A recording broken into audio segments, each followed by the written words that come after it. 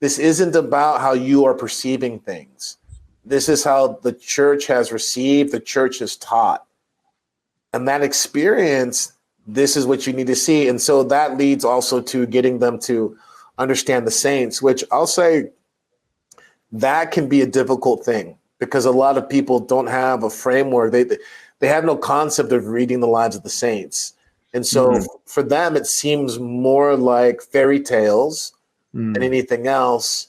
And unfortunately, and I understand this, there's some contemporary kind of like thought and movement that, in regards of taking some of the abstract aspects of narrative and saying, well, this is how the lives of the saints work. And I see where they're going with this, but it's a dangerous road because what you can get is you can get people who want to over-intellectualize the lives of the saints, which then neuters the ascetic aspect and the incarnational, which I think is the core thing, the incarnational aspect of the lives of the saints.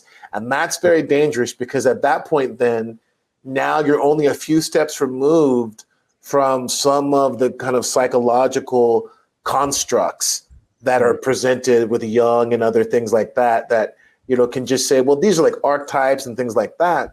And that's very dangerous because what's lurking behind a lot of people's worldview are new age understandings that they're not even aware of. It's Gnostic and it's anti-incarnational. It's anti-incarnational, right? So, absolutely. So I'm seeing that people are attracted to Christ, the church, but then they've got to come and deal with themselves, come to self-knowledge. They've got to embrace pain.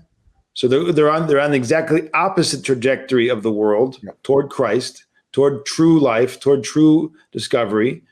And then they're going to have to trust.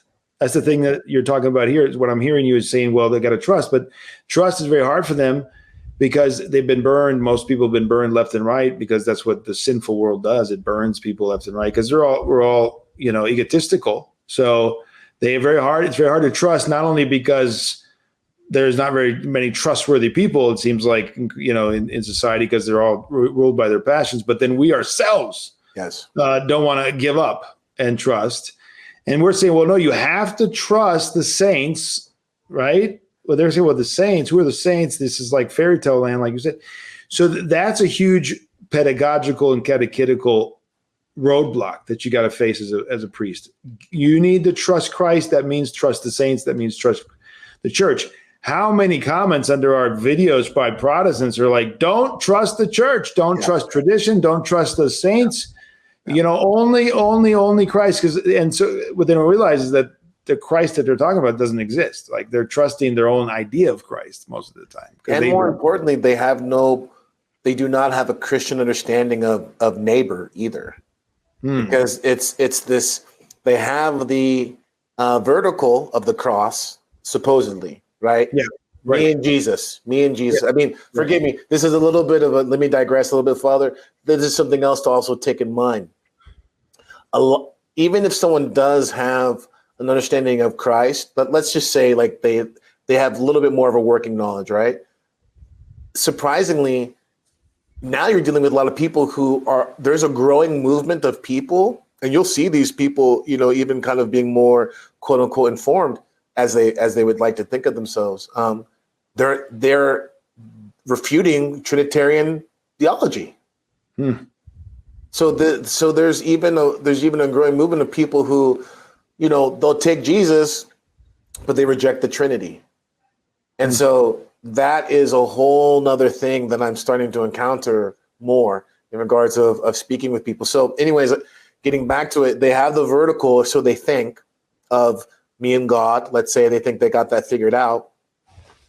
But the horizontal of you and your fellow man, the part of the cross, and they miss out on that, and they don't understand that.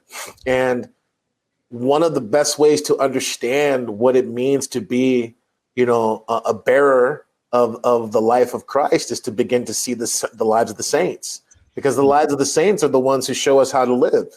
And when we begin to see how to live, then we can only then live in proper community. But if we're running on our own kind of idiocentric ideas, which a lot of people do, then that life of the cross, the vertical and the horizontal, is oftentimes fractured and broken. So I find those who embrace becoming students of hagiography, the lives of the saints, they learn to enter into the communion and the fellowship of the body. Those who don't, those who are a bit resistant, they tend to have a very kind of idiorhythmic, idiocentric approach to the life in the church, which is, again, fundamentally not incarnational.